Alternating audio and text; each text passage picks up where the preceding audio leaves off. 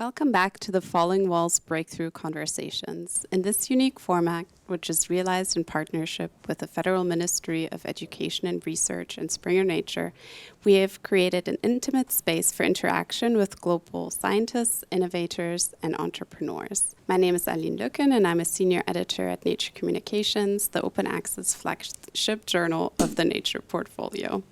It is now my pleasure to introduce to you Ting Xu.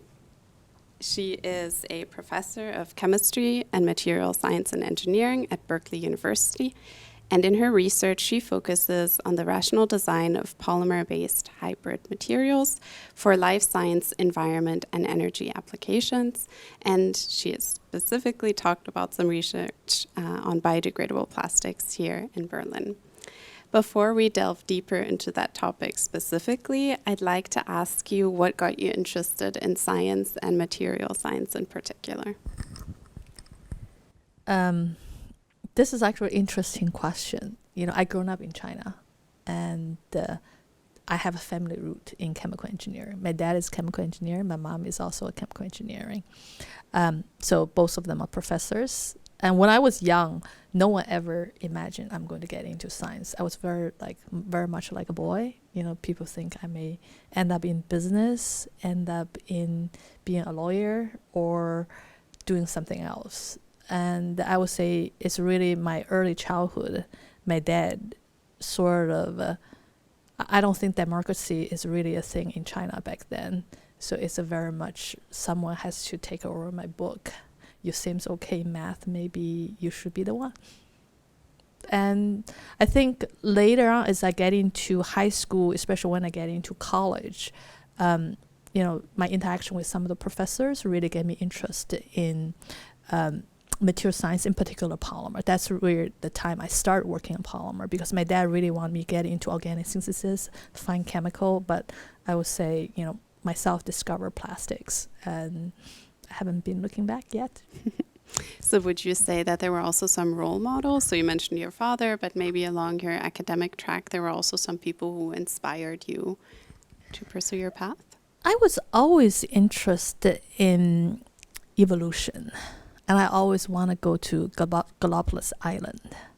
And I think this, where Darwin saw in the island is always intriguing, right? And every time, when I went to the zoo in DC, when I see the fish, which you look at it, it's just very much alien-like, and you always wonder, under the enclosed environment, how they evolve versus how the rest of the world, but there is the world are interconnected, and how things change, and you always wonder, if there is a mirror image, or sometimes analogous to fractal. Maybe how we look at the materials in that front. A lot of things can be accidental, depends on who did the research, who met who at what time. So that part is really fascinating for me. And that's, I would say Darwin probably is one of those people just you always keep in the back of your mind. Very simple observation, but it's really changed how we think. I wouldn't have thought that for someone who does material science. It's very interesting. So in a different world, you might have become an evolutionary biologist. I always are very fascinated with biology, in particular marine biology. So I grown up in a coastal city. So back then, my parents, they work, in China, you have to basically, they leave the household around 6 a.m. They come back maybe at 5, 6. Now the rest is just all by ourselves since I was 5. So where you go to the beach, you go to the mountains, pick mushroom in the fall, and we go to beach, basically search whatever you wanted to eat. So I'm always very fascinated by the biodiversity you see in the forest as well as what you see in the ocean. Interesting. You were already on the big stage today, and by the way, congratulations. Could you tell us a bit more about the breakthrough that you presented here? Yeah, so actually, I'm really very much humbled, but people consider it a breakthrough. If you really think about what we did nothing. I didn't invent the enzyme. We take it from what nature already have. I didn't make any new plastics. What we did is really try to bridge those two fields together. and try to utilize the knowledge we earned from the nanoscience aspect. So you put the enzyme inside of plastics at the right place, at the right way, while you still maintain their activity. So that by understanding at the molecular level how the enzyme interact with a micromolecule, which is very much hierarchical, both in structure as well as in terms of dynamic. Subsequently, you can manipulate how the chemical transformation occur. And that part, I think, is really scientifically satisfying, because imagine you are dealing with molecules a few nanometers in size, and you're dealing with polymers in the segment, they may be 1 or 2, maybe 3 nanometers, but we cannot see them with our eyes, but you still be able to sort of control them like your kid. You say, I want you to do this at this time. My son doesn't really do that, but to be able to get molecules to do that, I think it's it's just very scientific, satisfying trait. You mentioned that even as a child, you were very much fascinated by nature. So would you say that much of your research is bio-inspired to some extent? I will say, you can say bio-inspired, or much of my research is really try to be taught by nature. So I have several research portfolios, and one of the areas I would call it non-conventional drug delivery is really, we wanted to understand how nanomaterial behave inside of rodent, right? So in this particular, we deal with glioblastoma. Unfortunately, it's a very fatal disease. But instead of getting on the track of thinking about curing it, that's ultimate goal. But throughout the diversity, it has been like more than 10 years. It really gave me a platform to start to understand how biology work at the system level.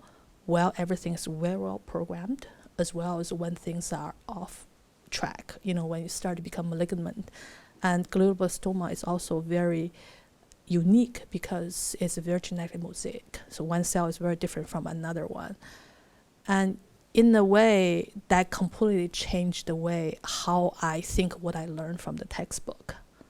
So I would say, inspired, or maybe we are just a child with nature, right, in the academic way. So you just try to learn and hoping you can apply it. That makes sense. Yeah. Going back to the biodegradable plastics for a moment, obviously many people have developed biodegradable plastics. So what makes your approach innovative and better than what is already out there? I think it's I think I'm glad that people recognize the importance, and there's a lot of smart mind out there think about putting those two together, right? And I would say we benefited from a very fundamental approach. This is where, in the initial curiosity-driven research, lead to subsequent sort of a potential technological impact for work. Our path started when I first started in Berkeley. So this is like 15 years ago. So back then, we wanted to know, when you have a plastic and the proteins together, how they interact with each other. Energetically, what is the entropy conformation associated with polymer chain conformation, and how the intermolecular interaction will change the protein folding process. So we map out, in a fairly quantitative way, how they interact. Those really serve as a foundation, led us way to be able to maintain enzymatic activity at a very high level inside of plastic. That is the key, because you can put them in there, but if they're dead, there's nothing you can do. And the other, what we think also, understand that the intermolecular interaction at the interface between those two are key, that allow us to do nanoscopic dispersion. So you can disperse it. So we always think about this. So you make a pasta dough, right? You put your yeast. You really want your yeast to be very well dispersed. So every yeast has the interface. It can begin to become active. But you put them as a lump, then it really doesn't do much. And I would say both those dispersion as well as keeping it alive is really derived from what we learned by understanding protein polymer conjugates. The second aspect, we also feel we benefit from this fundamental understanding of polymer crystallization hierarchical structures. That is really derived by the scientific community in polymer science. People understand crystallization, structure, kinetics, thermodynamics. We actually take advantage of that because when polymer crystallize, they form this nanostructure, hierarchical, we call it lamellae, and be able to understand the crystallization process such that we can specifically put the enzyme within the amorphous domain in between the crystalline domain, which periodicity only a few nanometers to tens of nanometers. So that turned out to be a critical aspect, allow us to control how the enzyme degrade the plastic, so that we look at the enrichment of chain end. We also look at the chain dynamic at the segment level. So those, both the concentration as well as the diffusion rate of the chain, that really dictate your reaction rate. So it's different from how the enzyme work inside of a porous material or inside of a homogeneous solution. This is a diffusion limited process. And that understanding was very important to really manipulate, to get the latency, get the programmability. So a lot of these elements that led to the, I'm going to call it again a breakthrough, even though you're not completely supportive of this terminology, is actually a long way coming and is based on polymer science that you and others have developed really for many years before. I'd like to also ask about the potential application of biodegradable plastics. When do you think we can expect to see those in everyday products? How long do you think that will take? All right, so let me tell you what I know, right? And let me tell you who should be on the table for this conversation. Our team did about 200 interviews to bring people from the upstream, the resin producer, to middle consumer, packaging, different commercial companies, consumers, and as well as waste management and the ecologist. And what it's come down to is that it's not one particular stakeholder can make this happen. It's rather everyone have to come together. So let's just be honest about it. With our technology, when our collaborator did this technical economical analysis, it's probably at because we use 0.02% by weight of enzyme, very little. So the price for adding this as an additive is not that much, but someone has to make it. So there's a scalability there. That's the part my student have a startup. We're working on that. But you also have to, talk to the waste management. They are not going to. So currently, for this particular plastic, what we get into is meeting where the industry compost facility. From the manufacturer, the resin point of view, they never use single component plastic. It's always a mixture. That formulation is proprietary. No one knows. And it depends on many other, properties they're interested in. So I think what we are hoping for is, Aaron Hall is leading in tropic materials. We wanted to be able to scale up this enzyme coupled with protectant. We'll make it out there, make it available for the people. Then you can, based on your formulation, you can add it whichever way you want it. So I think that probably is the first step. Once we make them available for different companies, and then we can probably start to have a dialogue. Because by then, if I'm right, I think each of them may potentially have a specific little tweak of formulation here and there.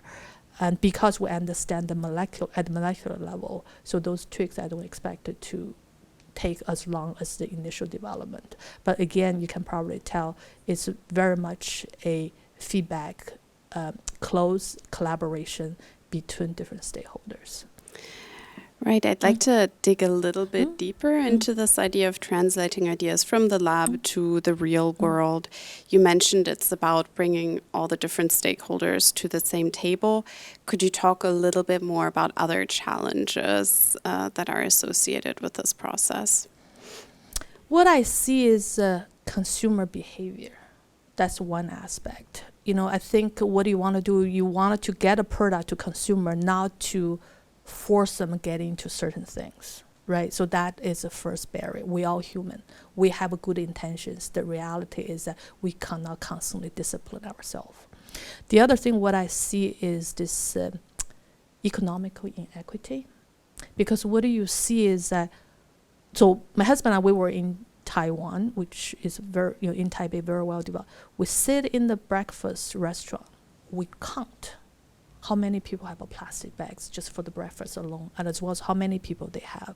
So in a highly populated area, that's where the single-use plastic packaging are routinely used. It's just for the convenience. People are really busy then when you start to think about where the waste end up to be, oftentimes they end up to be those economically disadvantaged area.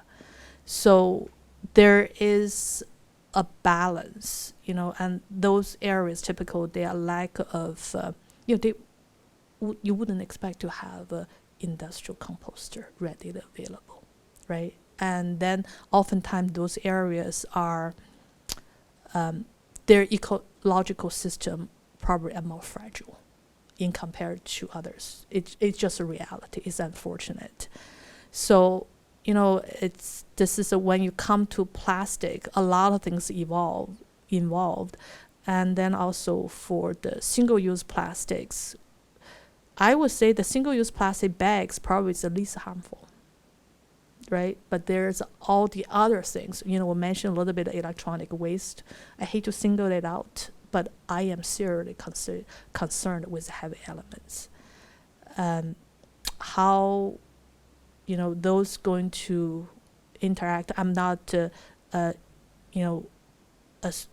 sociology aspect is not my strength. I do STEM, but things like that, based on what I've seen, is always concerning. And at least when I was young, I grew up in China, I saw how my river get contaminated. And, it's just, it's just reality. It happened. And how it's going to bring it back, I don't have a solution, unfortunately. But it's something that we should think about. I think plastic waste is at the tip of the iceberg. I don't think it is something as fatal as many other contaminants out there. Right. Yeah.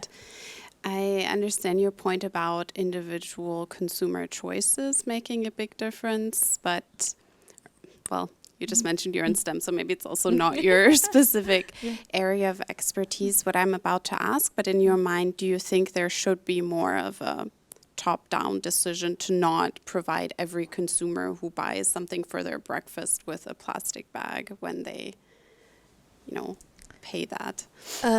It's an interesting conversation. I don't know the solution. I tell you, I have a different hat on. I have a very interesting life experience. I grew up in China, and that's when I was born after the Cultural Revolution finished. So you sort of experience what happened in a very suppressed state. And then also, I've been living in the United States for several decades, and I also experienced the freedom, the democracy.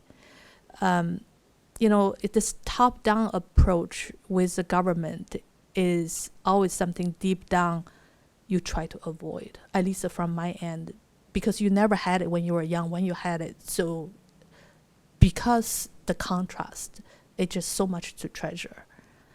And I think this is where, at least at Berkeley, people tell me that a leader is supposed to have people to follow, right? You gain leadership by having people to follow you instead of you force people to follow, right? So I think it's for this particular subject, I think the possibility for people to follow is really high, because by the end of the day, it's not for just elite, it's really for everyone. And in particular for those who are economical in the bottom, they are going to be the one that affected the most. Right? So the ideal case will be to educate the public and then do what we can, eventually bring everyone on board instead of going the other way. But that's just my personal, Transitioning now away from this particular part of your research, your group does lots of other work as well, and most of that is interdisciplinary, right? So you have people with polymer science background, engineers. How do you ensure that those people within your lab can communicate effectively with each other? I don't do administrative work. I'm very close to science. I know every piece of data in the lab. And I think because I'm very centrally situated within the group, a lot of times I act as interpreter and I bring people together. And I have to say that my research has benefited tremendously for being at the interface. And this is, again, it's really related to my passion, my interest in biology, because biological system doesn't say your physics, your chemistry, your biology, you each should go into your individual room. No, what we see in the end is at the system level with a lot of uncertainty, with no boundary conditions. Even when cell has compartmentalized to have organelles, they still communicate. There are channel proteins in between. And I think that's, and also, being an educator, being a mentor, my job is to really teach students and help them to grow into the researcher that later on they can lead, they can become independent. And be able to speak the language across different disciplines is part of a skill set they will gain at the end of education. I hope it seems pretty successful, but I hope they feel the same way. We don't know. I should ask them. It certainly does seem successful from an outsider's perspective. Something that we have not discussed thus far is that in addition to being an accomplished researcher, you're also an Asian American woman. How do you think this has affected your career path, or has it at all? At Berkeley, I feel very much shielded. Berkeley is a place is very free. And I also feel that my senior colleague has actually, even when I was postdoc, let me give you a couple examples. When I was interviewing for my postdoc position, Professor Steve White was leading this NIH NEST initiative using neutrons to look at the biology. After my interview, the first thing he said is, we will do what we can to help you get you ready for the next stage of your career. And he did exactly that. And then when I was at Berkeley, Paul Vasados as well John Fauché are really important mentors. And I clearly remember John Fauché told me that use your resource wisely. And you are, as well as Professor Rob Ritchie was my chair when he hired me. And he basically saying, leave us senior faculties to do things, service stuff. You should just focus on doing your science. So we try to keep that culture in Berkeley as much as we can. And right now, when the junior faculty that I hired, I always tell them, do your science, that is the most important, have your development. We are here to make you be successful. And essentially, I say, that's a way I'm paying back. So I think once you have that culture, it's really... But, when you start to get out, especially in U.S. right now, there's a lot of, uncertainty, fluctuation. The country is very much divided. And, of course, you hear a lot of Asian hate stuff in the news, because I'm also begun to part of my community. You just have to get your voice out there and then be genuine, be kind, and then try to at least, tell people we're here for you. Right, so I think it's began to, and it has been, at least personally, I haven't feel, I'm bullied. I feel being harmed or being hurt or anything, and it seems like whenever I reach out, and I'm a very transparent person, right, and once people realize you're very genuine, you're kind to them, I see things get reciprocated pretty rapidly. Yeah, so, in general, I'm a very positive person, but I haven't feel that a lot of things you see in news, I haven't seen it, so. It's good to know that at least at Berkeley, there's this very inclusive and supportive culture. Unfortunately, that's already all the time we have, so I thank you once more for this very genuine and insightful conversation.